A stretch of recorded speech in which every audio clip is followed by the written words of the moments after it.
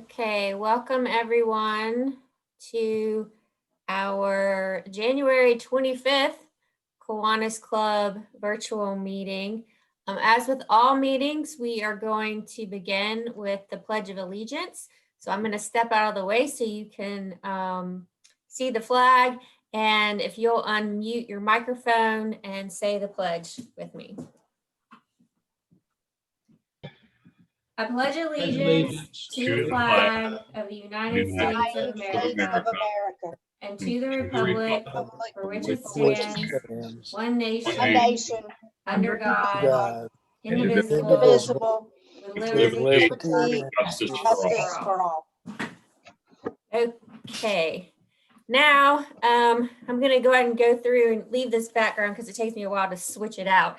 So we can go ahead and get through everything we have to get through and get to our fabulous program for today. If you got the Friday email, you're already aware of this, but I want to make sure everyone knows about our inter-club meeting that's coming up. The Indianapolis Kiwanis Club reached out to our club asking about doing an inter-club meeting. The board of directors unanimously approved this idea, so go ahead and mark your calendars for March 22nd for that. We would like to use this as an opportunity to showcase our club and Augusta in general. Tom Robertson has agreed to give a brief history of our club for that day. And we want to do a program on the Augusta National or the Masters tournament, but we need help planning that program. So if anybody has any connections to either the national or to a professional golfer who might be willing to join us, and remember it is virtual meeting, so they don't have to physically be in Augusta, please reach out to Troy Lanier with your ideas. Any ideas you have, we welcome them so that we can definitely have a great program. Also want to remind a couple reminders about the Sam Tyson Scholarship Fund. The board authorized a permanent scholarship fund to be named for Sam Tyson. We are right at $20,000. We need $25,000 to be fully endowed. We are seeking donations outside of the club from other members of the community, knowing that Sam was very active outside the club. And so please help us spread the word. And we want to thank Mark Alberton, who has agreed to make a brief video public service announcement about it so that we can spread that word even further. So hopefully we're close, but we'll take all the donations we can to make this a really strong scholarship. Martha? Yes. Excuse me, you said March 22nd for Kiwanis Club is what?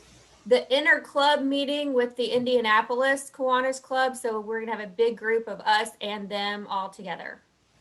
Thank you. Okay, now for our history lesson.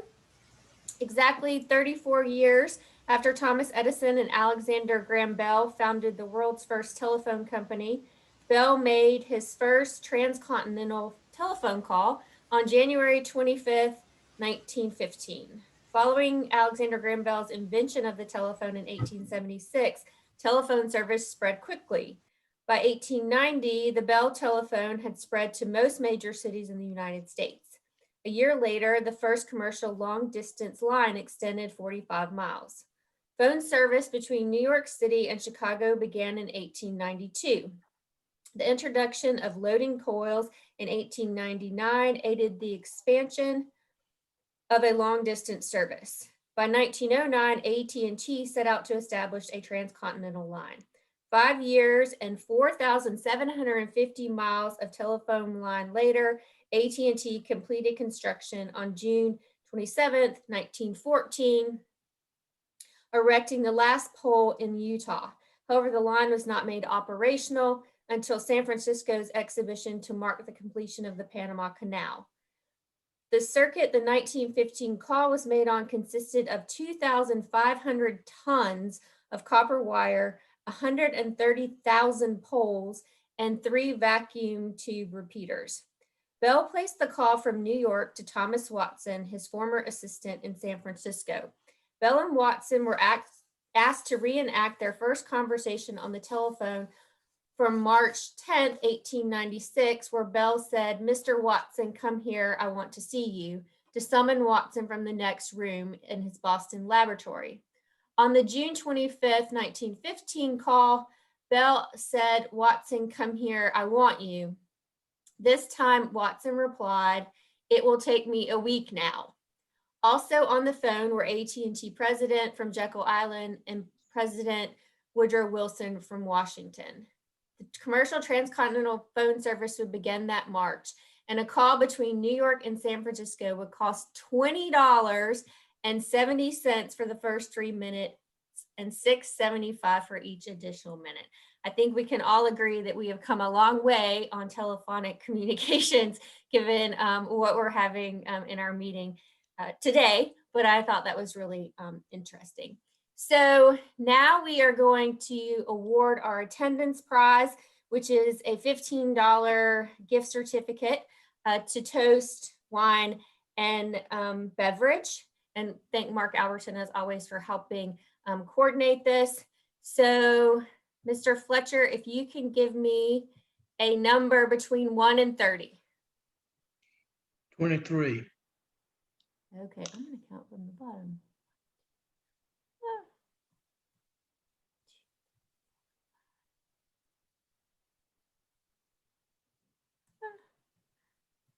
Hold on, sorry about this.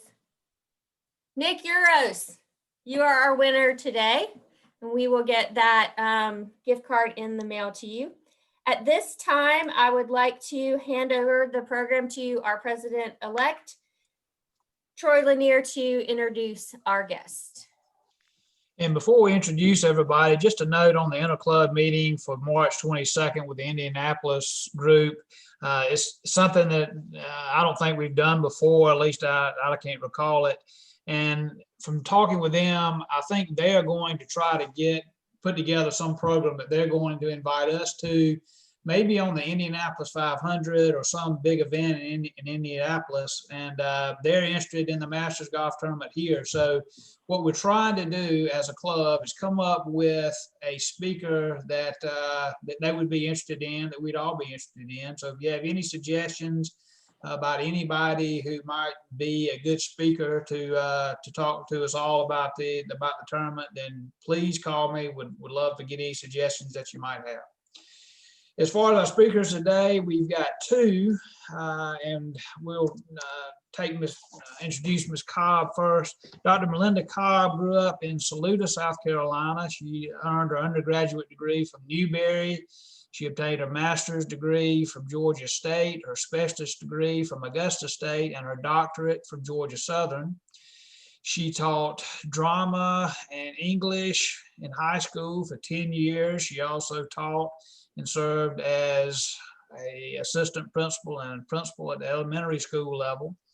She later served as principal of Richmond Academy.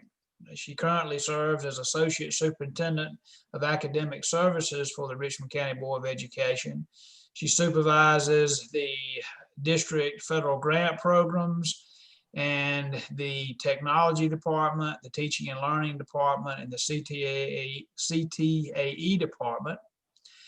And her favorite pastime is camping. And so she's going to talk to us about the Splost. And we also have with us today Pete Fletcher, Leonard O., or more commonly known as Pete Fletcher. He's an attorney here in Augusta. Pete is one of the very finest attorneys I've ever dealt with. I don't know of any attorney I've ever dealt with who knew more about his specialty than Pete Fletcher knows about education law. That is his specialty.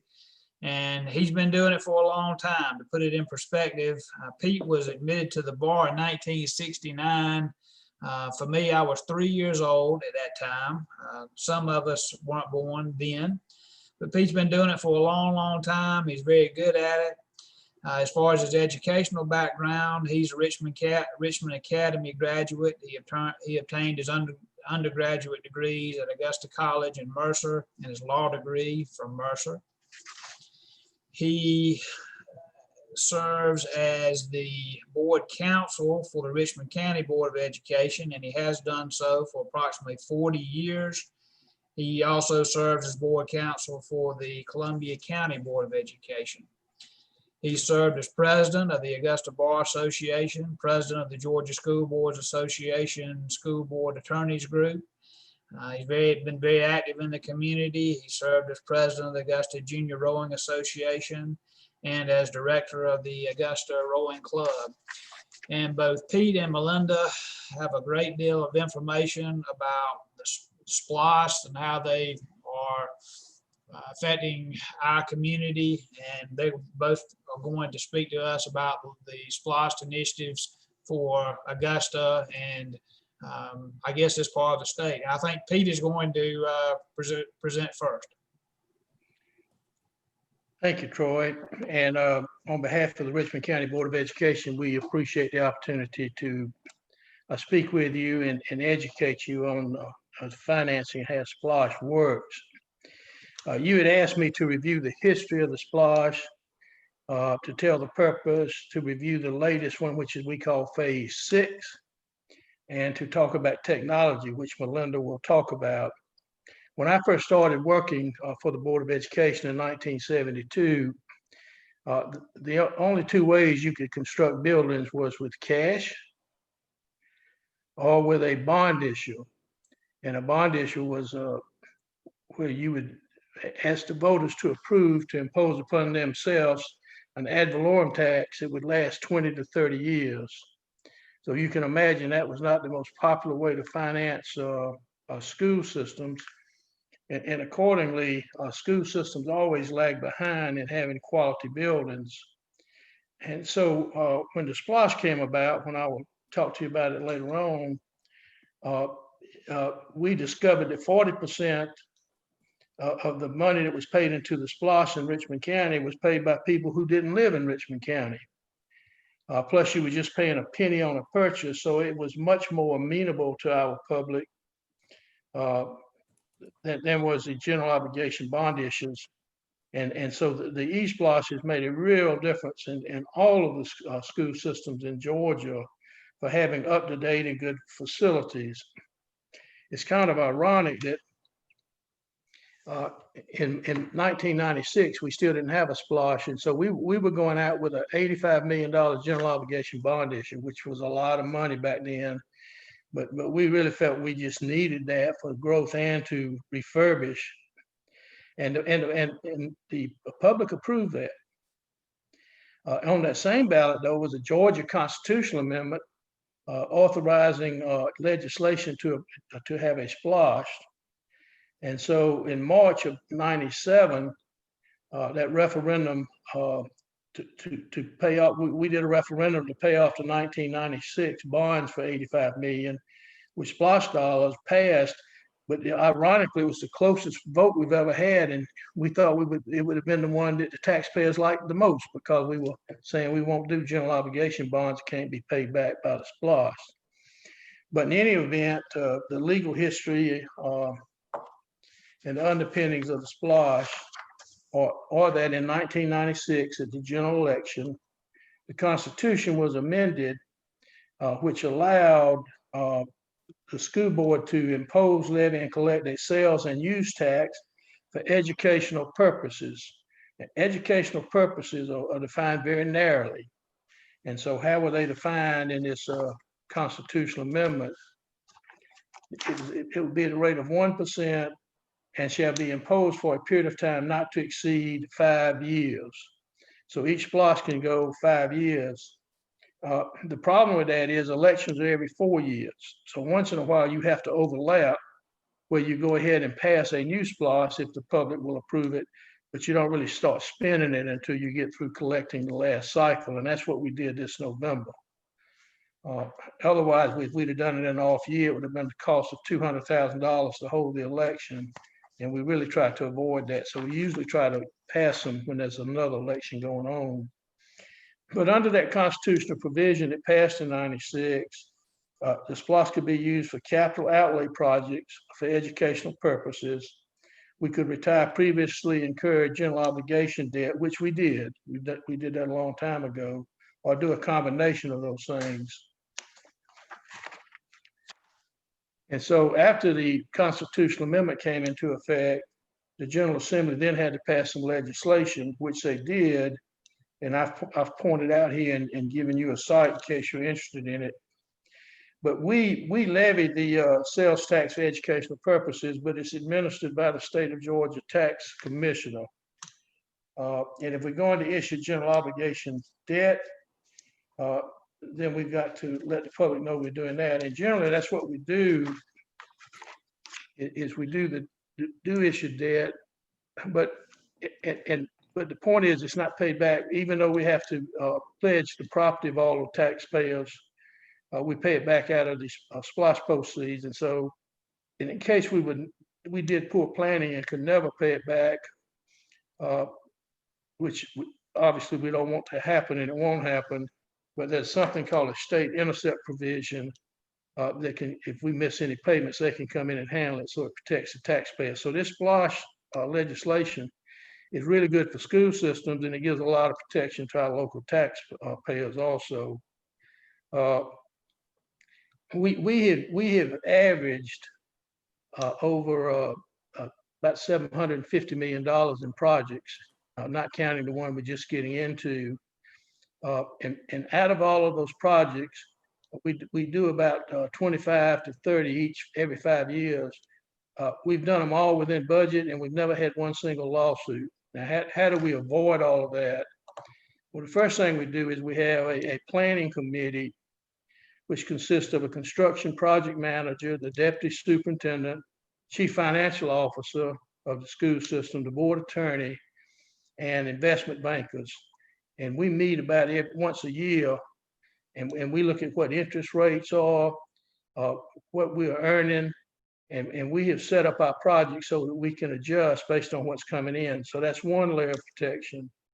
We also have a policy committee that meets once a month, and it's made up of the superintendent's cabinets, our maintenance and facility folks, several of our assistant superintendents who have interest in the project manager, me, and so that's the second layer. We've also got an oversight committee on the capital outlay projects of brick and mortar, made up totally of citizens who volunteer, and they meet quarterly. And we have a pay-as-you-go committee, and this is more Malinda saying where you get away from construction. It's made up of citizens to advise. We're audited every 5 years by Rada Maddox. So it's a lot of protection built into spending the money the way we promise you we will. The other thing I will say about the SPLOST is there's a capital outlay component, but there's also what we call pay-as-you-go, so that we can take care of transportation needs, textbooks need, and technology. Now, all of these things have to have an extended useful life and have to, under the U.S. Tax code, be something that can be depreciable. So we get opinions from accountants and tax lawyers before we get some of this technology. But anyway, I just want you to know the layers of oversight we put into it. Now, I'm just going to pass through real quick. When we did phase one of the big projects we have is Cross Creek, and you can see that. And we went in and refurbished Richmond Academy, but we did about 40. I can't read the slide too well, but we did about 40 projects. Phase two was where we came in and really brought in A.R. Johnson and made it the magnet school it is, built a large stadium for Laney, and built sufficient parking, most of which we let the medical college use until we need it. But again, we probably had 35 projects in. Phase three, the big projects were historical renovation of Tubman. And then phase four, which was a biggie, we totally redid Laney High School, and we redid Butler. And so that really beautiful buildings. Phase five, we touched on Langford some. But we did a lot of work at Josie and provided them a new gym, and provided a lot of classrooms at Josie and around the county. We do have a committee that looks at these things, and this committee is a planning committee. We've got some folks from out of town that come in, and they look at how our students utilize the school, and they do what we call right sizing. which they want to make sure that every school we has is utilized about 80%. So it has more, each school has more flexibility in the courses it can offer. And so we use that right sizing committee to do the 5-year plans, which help us determine the projects that we're going to use. And so what I want to do is, and one other thing before I get into this is go an overview of the projects, and then I'll turn it over to Malinda. It's kind of interesting to me that back when we had 9/11, we had our vote after 9/11, and it passed by 81%. And this last SPLOST we had with the pandemic, I was in charge of helping to get it passed, but we couldn't buy advertisements because of the presidential race. We couldn't get it on any radio ads. So we really felt like, how are we going to reach the public?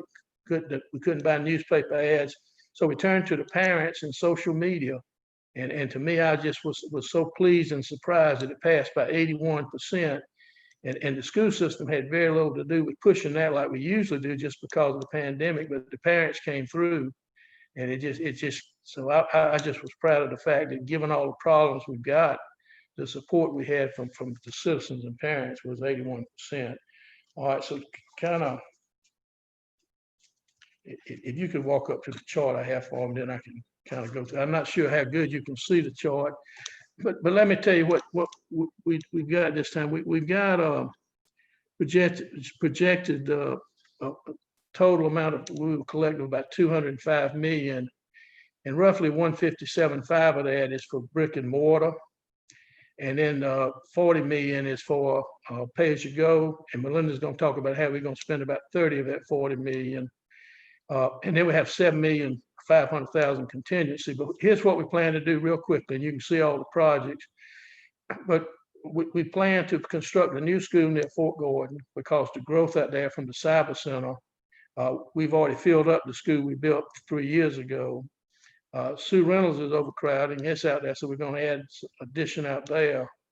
And we're building a new elementary school in South Richmond County. So we do have growth in Richmond County. A lot of it's attributed to the cyber center, but nevertheless, we have it. This second phase in the two projects that we're going to kind of major projects, but not because of growth, but because the schools need to be brought up to a good standard. We're going to go into Richmond Academy and floor by floor and spend $33 million totally refurbishing that school. As you know, it's one of the oldest high schools in the United States. And right now we're building a nice addition to it for the science and math and all, but this will be the actual refurbishing of it. And the other thing is we're going to take Langford. Nobody's done anything to Langford except for the IB wing. So we're going in and we're going to totally refurbish Langford. So that's what the SPLOSTs are for. I would invite you to visit some of these new schools. It really gives kids the technology they need and the facilities updated for programs and for amenities. And the last thing I would say is we do have roof and HVAC projects because the state will pay part of those if we will raise the money. So we always put those projects in so that we can get state funding. And I've got the chart shows that. So Malinda, if you don't mind coming in and talk about this equity and this technology that's so important to this last SPLOST. Yes, sir. Thank you for having us here today. And you can go ahead and go to the next slide. The Richmond County School System's vision and mission statement was redone this past year. That's revisited about every 5 years. And pre-pandemic, one of the things that our stakeholders said was they wanted us to focus on equitable education. And I wanted to pull that up here for you today because I think that is the heart of what we experienced during the pandemic, is that it was not an equitable experience for many of our students.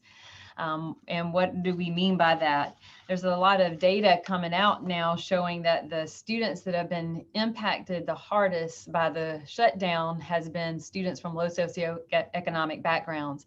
They don't have internet, they don't have devices, and in most cases, parents are working, and in many cases, students themselves are working as well. compared to a student who has multiple devices, Wi-Fi at home, a parent there to help them with the learning. And so the gap has really widened, especially in the area of mathematics.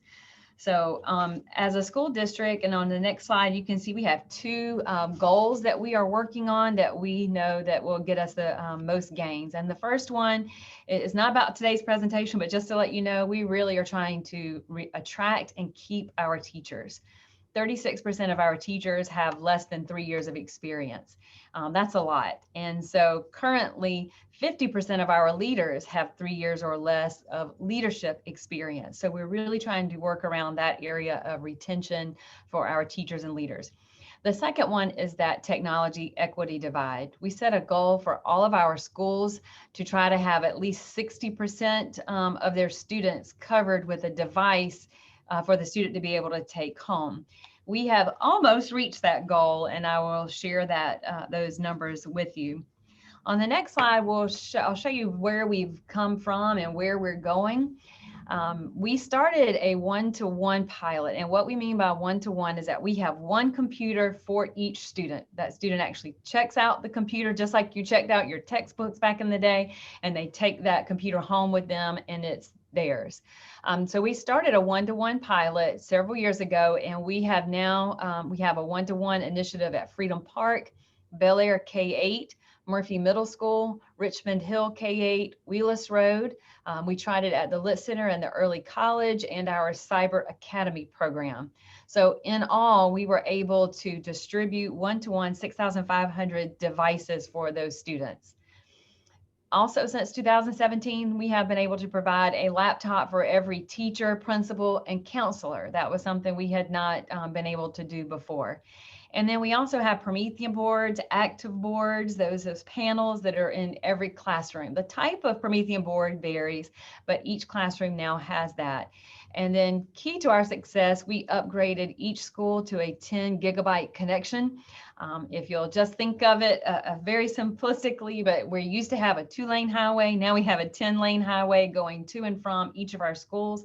So we have plenty of capacity for our students to be able to become one-to-one. And then this past spring and summer, during the actual pandemic and the shutdown, we issued 590 computers to some of our seniors who really needed them to make sure that they were able to cross that line and graduate this summer. So this past fall, we've been very busy, and we were able to acquire and issue an additional 15,259 laptops. So I've just broken it down there for you, so you could see we've attacked this from like all resources. We had a digital learning grant that we received from the State Department. Pay as you go was scheduled to purchase 2,000 devices. We were able to get 906 through Title I, some of our federal program. And then we pulled 8,946 off of the laptop carts. Some of you may have seen those in schools before, and made those where we could check them out to individual students. And then our board, working with our pay-as-you-go committee, was able to actually go in and see where we could find some additional funds, kind of left over for some other projects. And we were able to purchase an additional 4,271, and they just arrived. So we are in the process of getting those distributed. Additionally, we were able to set up a help desk, because we know as we're giving out these computers, we need to be able to provide support for our families. So you can just see some of the number of calls that our help desk has taken, 11,000, and then we had 4,000 while the schools were closed. One challenge that we still continue to work with is, so we purchased the device, but what about the family that has no internet connection? So we were able to purchase 2,900 connectivity devices. 1,000 of those were at no cost through the Sprint 1 Million project. And then we were able to use some of our CARES funds to purchase nearly 2,000 Verizon jetpacks, which is very much like a hotspot. That way, each of those families could connect to the internet at home. It's a short-term solution. We pay a 6-month subscription. But that is something that we'll continue to need assistance with the community, is the actual connectivity. The state of Georgia used some of their CARES fund to sponsor grants at each school. And so you may have heard of the Wi-Fi buses. We were able to take a hotspot, mount it to the top of a bus. We actually get better coverage because it's higher off the ground. And then we could send those 14 buses out into the community in the evening so that students can have access to the internet at areas identified by our students during our annual survey. So we took where there were the most homes without access, and that's where we sent our buses. When and if the school system does have to close, like we recently had to do for Learn at Home, we're able to get those buses out during the day as well. We are proud that our network has maintained a 98% uptime at each school. So we're online, and we were able to set up a drive-up Wi-Fi hotspot at each school.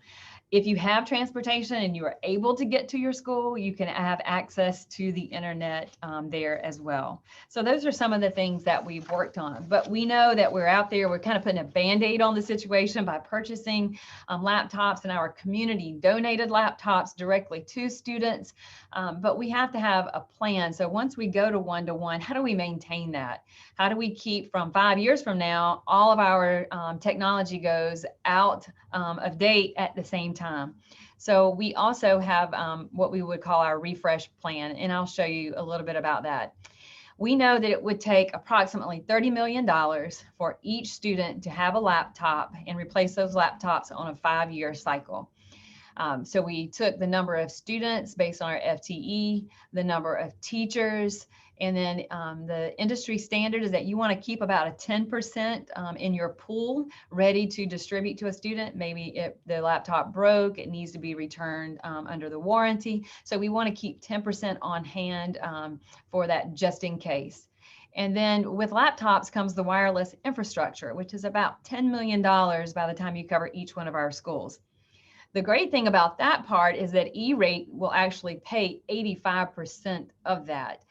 So that brings us to a total of the 30 million, which is why, as you can imagine, we were thrilled when this last SPLOST passed, because that means that we will be able to have not just a one-to-one temporary solution, but we have a sustainable plan to carry out over the next 5 years. On our next slide, just to give you an idea, these are projected timelines, but I told you we spent quite some time in phase 1, which is the research and planning, as well as phase 2, testing it, piloting, trying to make sure we have our teachers trained, not just how to use the laptops, but how to use them effectively in the classroom so that it's more than just we gave you a computer, but we didn't change how we teach. So we look forward to going into next year, which is phase 3. And we are going to begin that refresh cycle with our 3rd, 4th, and 5th graders, and then begin training our 6th through 8 and pre-K through 2nd. So each year we're giving the laptops, the refresh to one grade level band, while we're also training a group for the upcoming year. In phase 4, our plan is to issue devices to 6th through 8th grade and pre-K through 2nd, while we start training our high school students, 9 through 12. And then when we go into phase 5, we will distribute devices to our high school students. And you may wonder, why not start with the high school students? Very simple answer. Our high schools had way more technology than any of our other grade levels. So the high schools were sitting at a pretty good position right now. We could pull those laptops off the cart and kind of really be ready by August. So we put them at the end of the cycle, but our elementary schools were nowhere near. They don't have the devices to pull out. So we prioritize 3rd through 5th, then our middle schools. And then we would spend 1 year, kind of what we call that monitor and adjust, evaluate everything that we've done, take a look at what's available in technology. Do we want to continue to purchase this same device? Do we want to change it up? So no money would be spent that year, but that would give us a time to evaluate what we have for the refresh cycle. And I believe that is my last slide. It gives you a little bit about what we're doing. And then just in general, talk a little bit about the why is that we want to make sure that we have that equitable opportunity for every student in Richmond County.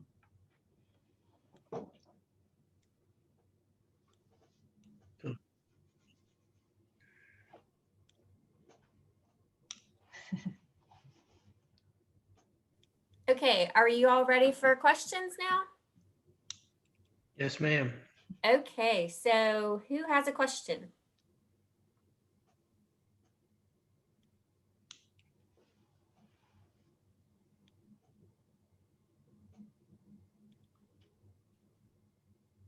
I've got one.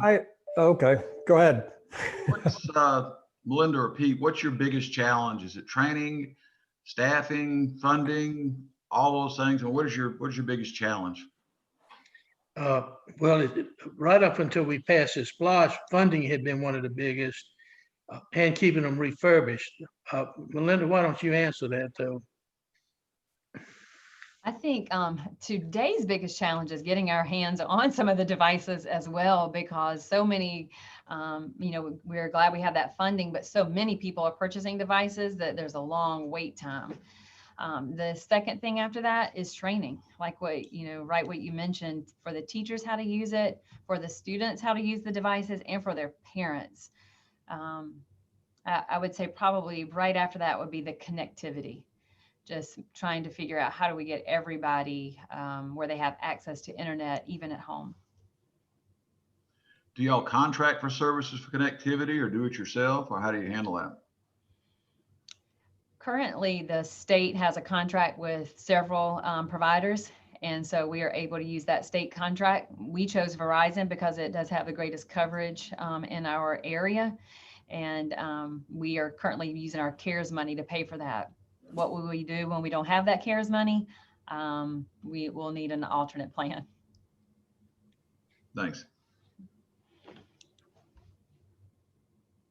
We do have a question from the chat. This sounds like a very impressive plan. How does it stack up against other districts? Malinda, I'll let you. Okay. I think that was Cameron.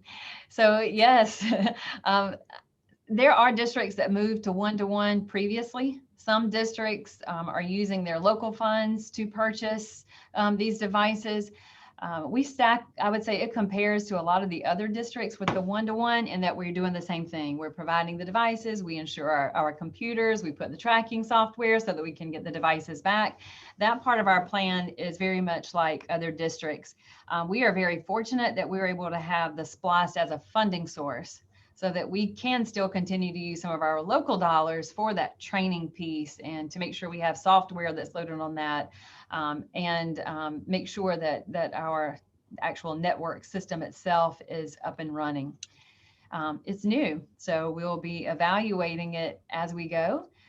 We've had a lot of luck so far this year distributing the devices to the students, and most of the computers have come back in good shape. Luckily, they're insured, and we do have, most of them are under warranty, so we can get them fixed fairly quickly. I hope that answered. Okay, here's another chat question. In regards to the longevity and leadership gap you mentioned at the beginning, what's being done to better retain teachers and improve those numbers?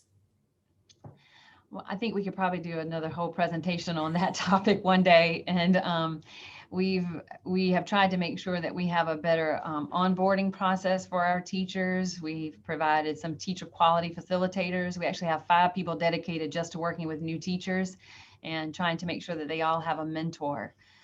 We still need to shore up the area in leadership. We've just recently hired a coordinator so that we can have a leadership pipeline, really that induction process, and making sure they have a mentor. So we've just within this year, we've seen some positive responses from our teachers, but will they stay with us? Is still, I hope they stay. And the pandemic itself has been so new to everyone that it's challenged us to think differently. Mr. Fletcher, if you wanted to add anything with that. Well, I think we've had a hard time getting our old teachers to use technology. Maybe the pandemic has helped us in that regard, but they're the ones that have been teaching a long time and they want to do it their way. So we've got a ways to go there. I think it's much better than it was, and I think we're focusing on that. And we've hired 5 or 6 people who are very knowledgeable in these areas to provide the training and support to those teachers. But you know, it's like the legal profession, it's like the medical profession. What a physician does is largely based on the education that physician got and the attitude he brings with him or her to the practice. Same thing with attorneys. So we still have a challenge with some of our experienced teachers being willing to embrace technology like we want them to. Who else has a question?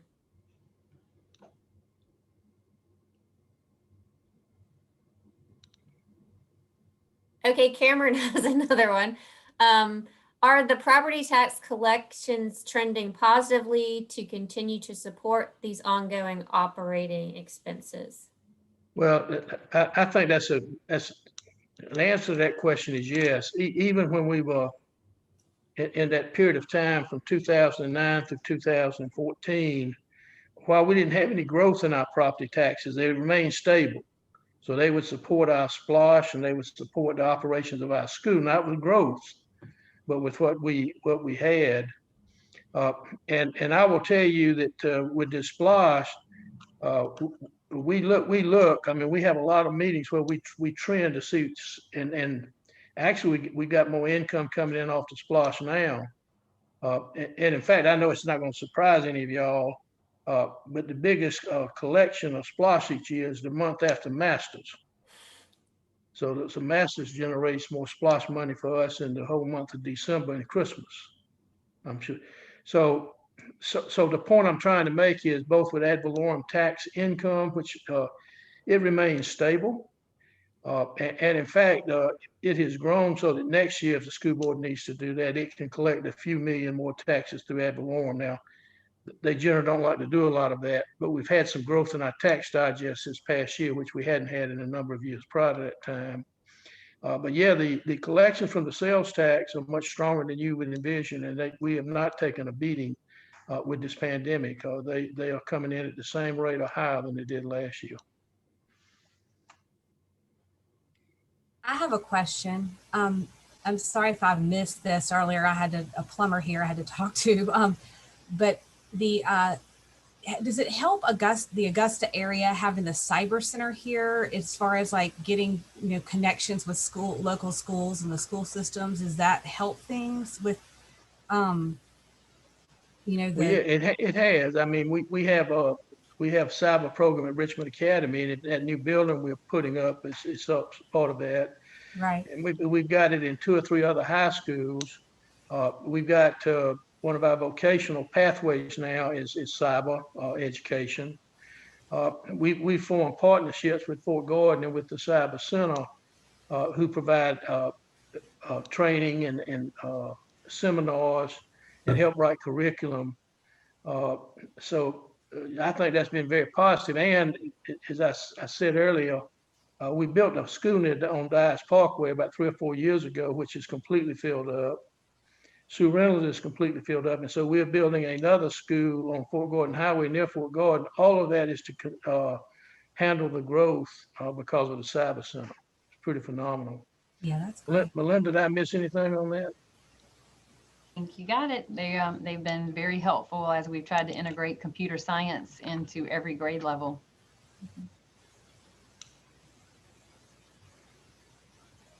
Is it better? I mean, what is the assessment of it so far in Richmond County? Are they impressed with how well it's going, or do they think it could be going better, or is it surprising people? I mean, what is the assessment of it? Well, my assessment of it is it's been the best thing that's happened to the school system and to Columbia County in the last 20 years. We really have had a good relationship with all of the folks coming in. They came in with open arms. They keep us informed of when they bring in more people in. So they send out newsletters. They let our kids participate in camps over the summer. So it has brought in a whole new course of study that's very positive that we didn't have before the Cyber Center came here. And how does our Cyber Center here in Augusta relate to other, organizations like that in other parts of the country? I'm not sure I could answer that. The Army has moved their major cyber center here, and they still coming from New Jersey to here. Great.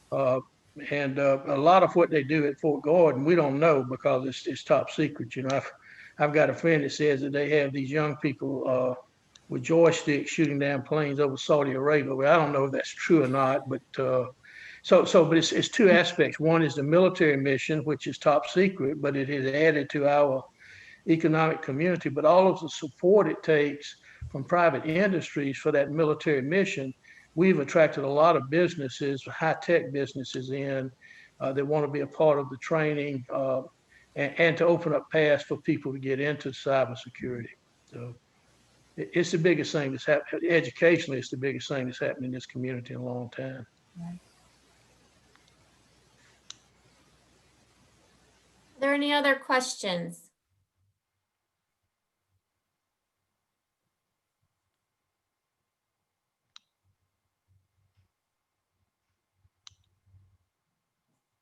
No?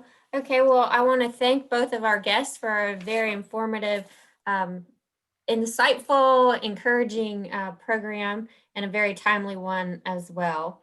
I want to remind everyone our next meeting will be February 8th. It will be a virtual meeting as well. Our speakers will be first, one of our very own members, Chuck Lanier, and then Hamp Manning, and they're going to be talking to us about retirement planning.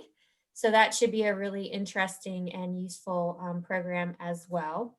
I want to again announce our interclub meeting on March 22nd and encourage anyone who has any speaker ideas to reach out to Troy about that. And then finally gonna close with just an inspirational quotation for the week, and sticking with the history moment, I'm gonna go with one from Alexander Graham Bell. Don't keep forever on the public road, going only where others have gone.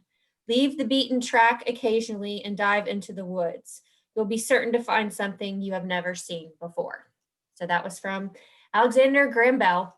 Everyone have a great and safe week, and we look forward to seeing you back on February 8th. And thanks again to Pete and Malinda. Thank you. Bye, everyone.